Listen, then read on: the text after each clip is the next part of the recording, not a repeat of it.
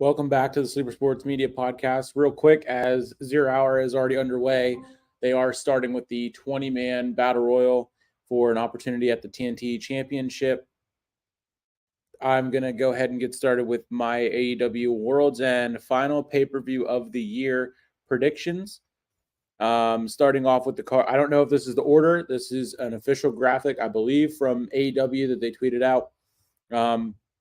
Andrade versus Miro. Got to go with Andrade. Um, I look for eventually both of these guys to be back in WWE, if not, Andrade first and then Miro. Don't know when his deal would end since he was a more recent signing, but I believe Andrade is one of the free agents at the start of the new year. If not, then soon after that. But it is likely that he will be back in WWE. So who knows? Maybe actually a Miro win would make more sense, as they can give Andrade a loss, and then that's just kind of that. That's how we see him exit and leave AEW, and then make his way back into WWE. The next match is on this card is Swerve Strickland versus Keith Lee, which is now Swerve Strickland versus Dusty Rhodes. Tony Khan just tweeted a little bit ago saying Keith Lee is injured and the AEW doctors and medical staff could not clear him. The AEW medical staff and doctors could not clear him in time, and he is not cleared to be on the card and participate in a match. So Dusty Rhodes will step in. Next, moving on, I'm going with Swerve, regardless of who he's facing. Dusty Rhodes, Keith Lee, it doesn't really matter. Swerve is on the up, and we'll have a good end to 2023 and a hot start to kick off 2024. Next up is, and a lot of people I think are surprised that this match is still happening. 8-man tag match. One of two 8-man tag matches on the card tonight. Sammy Guevara, Chris Jericho, Sting, Darby Allin versus Big Bill, Ricky Starks, Powerhouse Hobbs, and Konosuke Takeshita, the Don Callis family. Big news surfacing out of right before earlier today with Chris Jericho. Who knows if what's being said is true in any way, shape, or form. If it is, it's terrible. Hopefully the correct actions will be taken on that side with Tony Khan and Chris Jericho. If whatever would happen will hopefully happen. And everyone is saying there's a lot of buzz around the media scrum for after the pay-per-view tonight. I don't see Tony Khan acknowledging that at all. Probably I could see him telling the media personnel that are there not to even ask about that situation.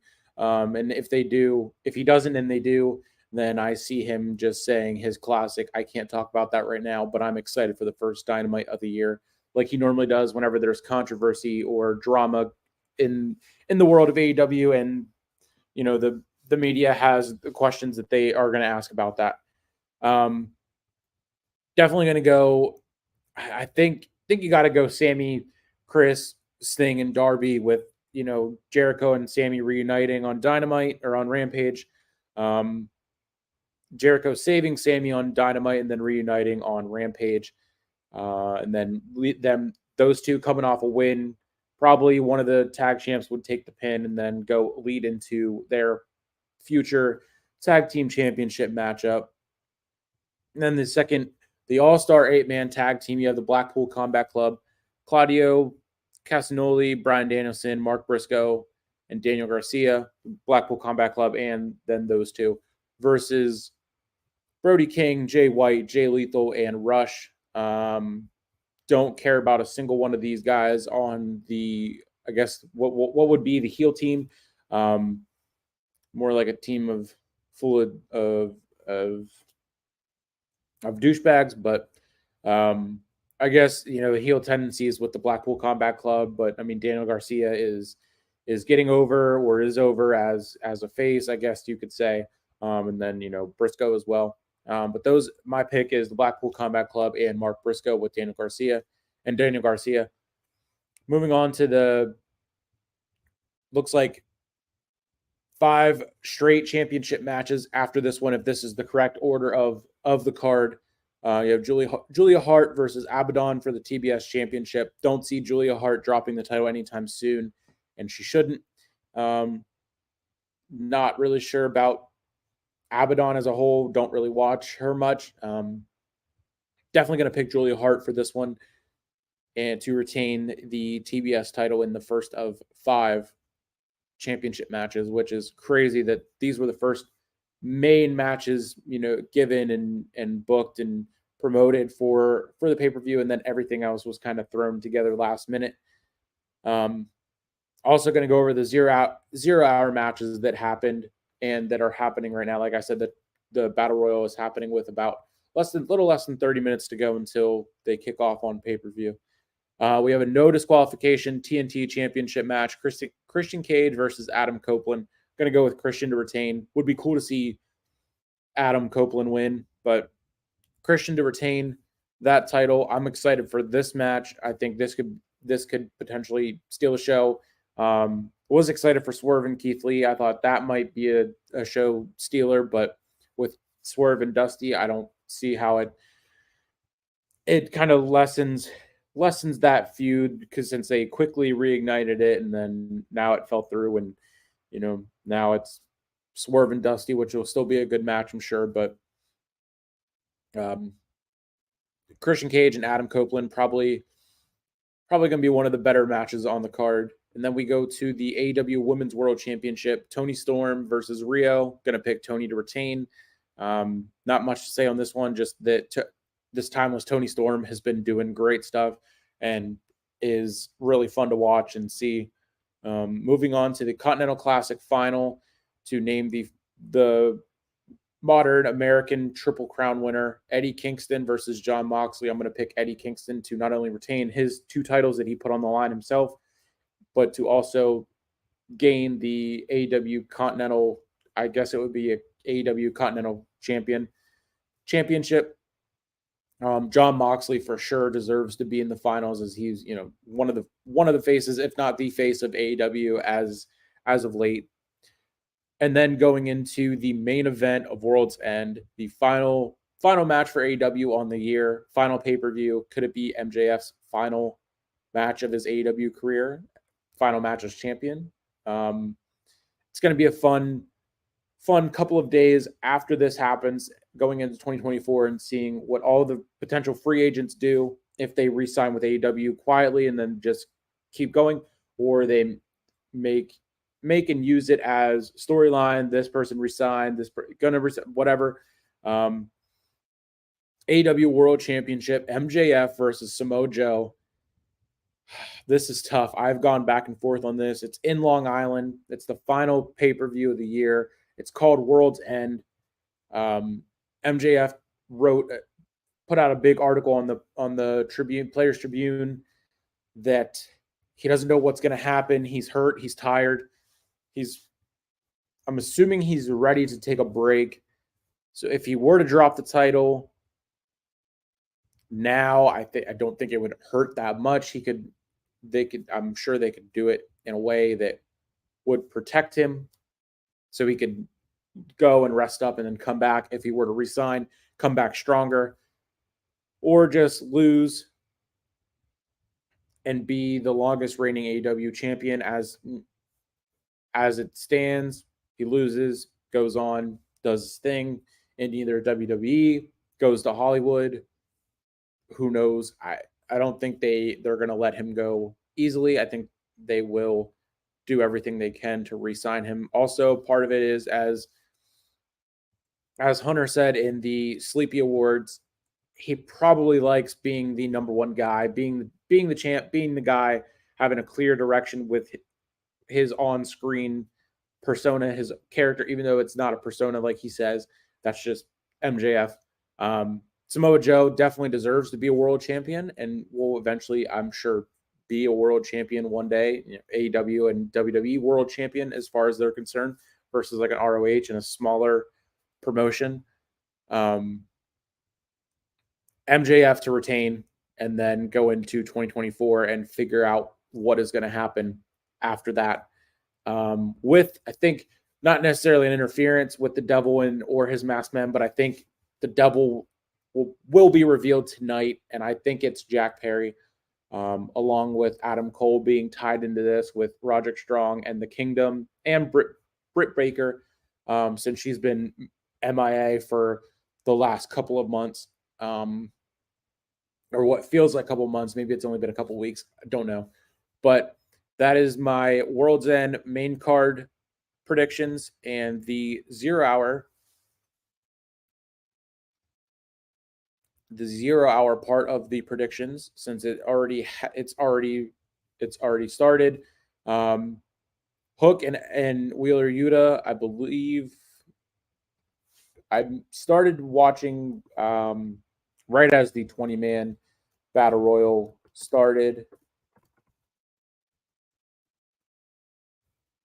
I know that also on the card, the 0 hour card was Hook versus Wheeler Yuta in an FTW championship match, and then you had Willow Nightingale and Chris Statlander that was made on Rampage, and it looks like Willow Nightingale did beat Chris Statlander, and now you have the 20-man battle royale for a future AEW TNT championship match that is going on currently, and then Hook and Wheeler Yuta will end the 0 hour card.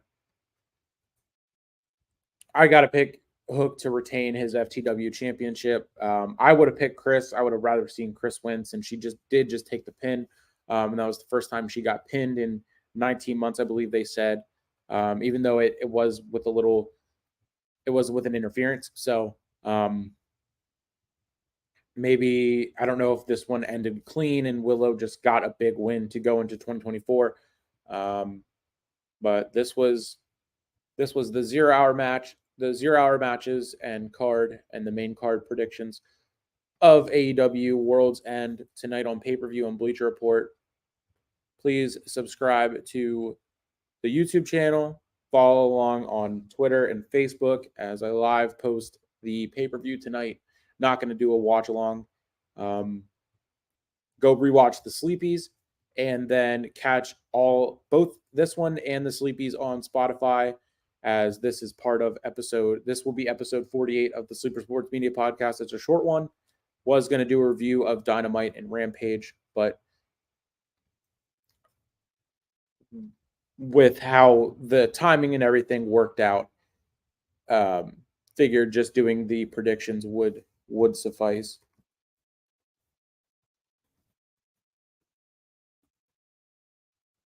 But I will quickly go over, since there's still about 20 minutes left in the kickoff show, the 0 hour. The Dynamite results from Wednesday. I didn't get to watch it because I was asleep because of my work schedule being so crazy. I'm on being up at 2:30 in the morning.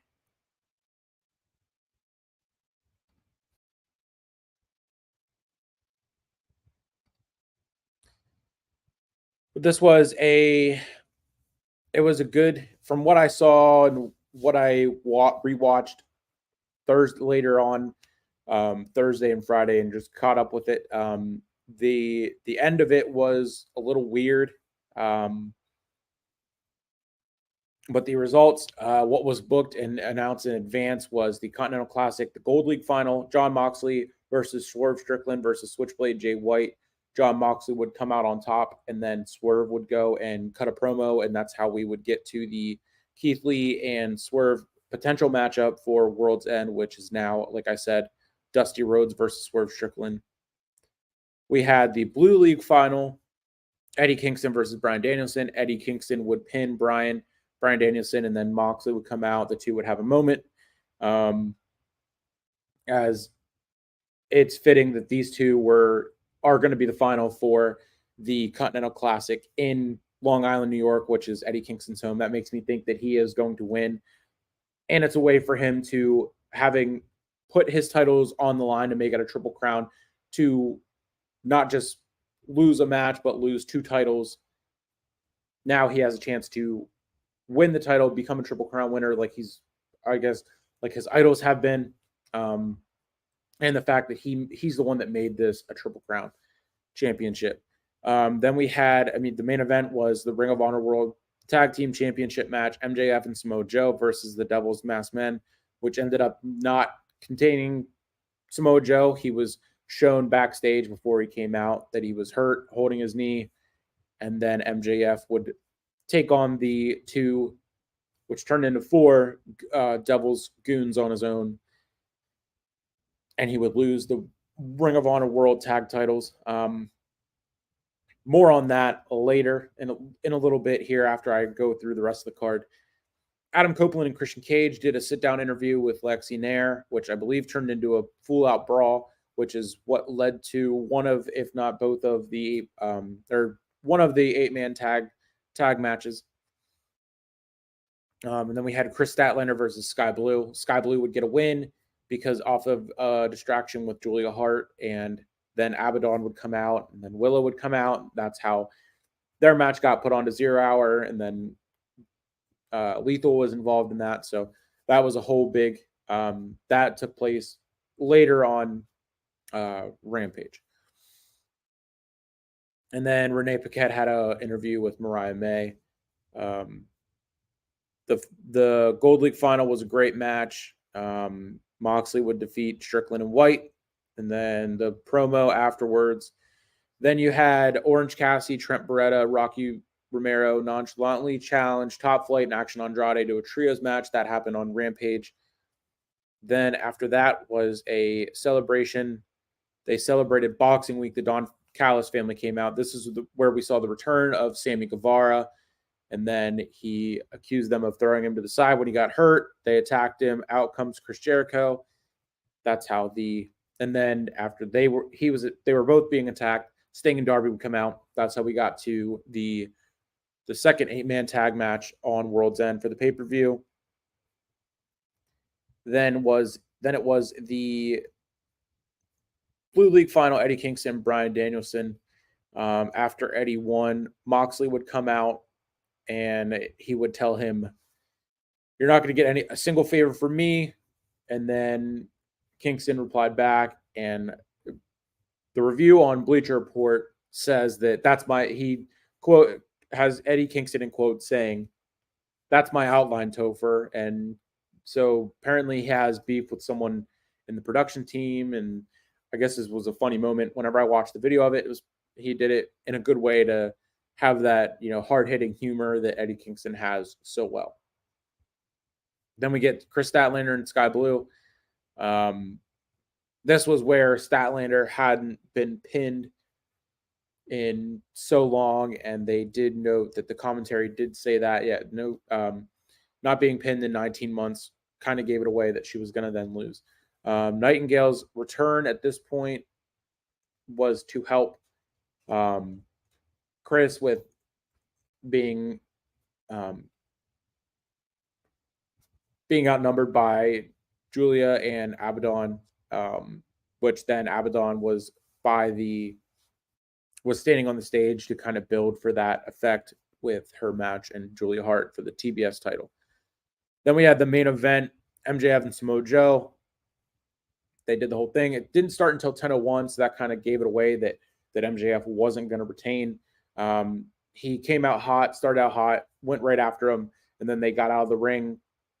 One of the masked men from under the ring took out MJF, knocked him out with a pipe or something, threw him back in the ring. They get the win, and then he lost the titles.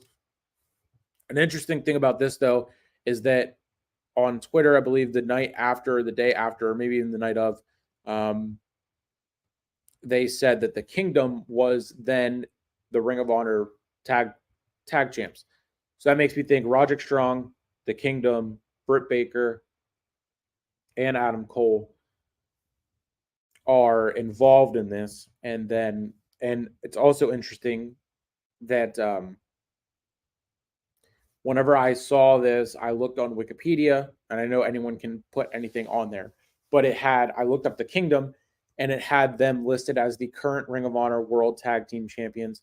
And then earlier today, when I looked on Ring of Honor, their actual website under their champions, it has just the Devil's Masked Men with their identities unknown. This happened before with which turned out to be fake, that someone's mystery partner was Goldberg. It was MJF's mystery partner was Goldberg, and it ended up not happening. So I don't know if this was just a coincidence that someone had done this because that's what they thought, or if it's actually going to turn out to be the Kingdom, Roderick Strong, Adam Cole, Britt Baker, and then I think the Devil himself right now is Jack Perry, since we've seen Adam Cole in the ring and then the Devil comes on the screen. But for sure, I think something with the Devil is good. Something with that sense and that story is going to happen tonight. Don't know if it's going to be with them coming out and helping Samoa Joe, since they were working together. I don't know how it's going to work, how it's going to play out, but I do think that the Devil will be something with the Devil will take place and happen tonight.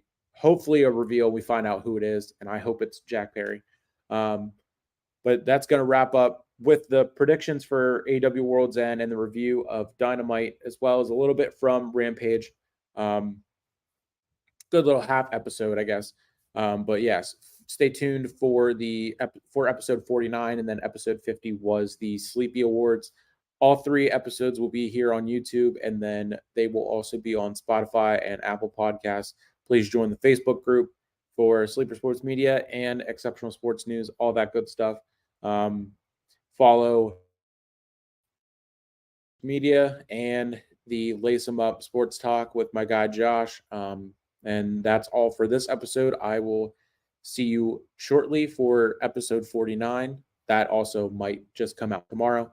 But thank you for listening, watching, viewing, subscribing. Please share, comment, watch back on the replay, and subscribe if you haven't already. Have a good night.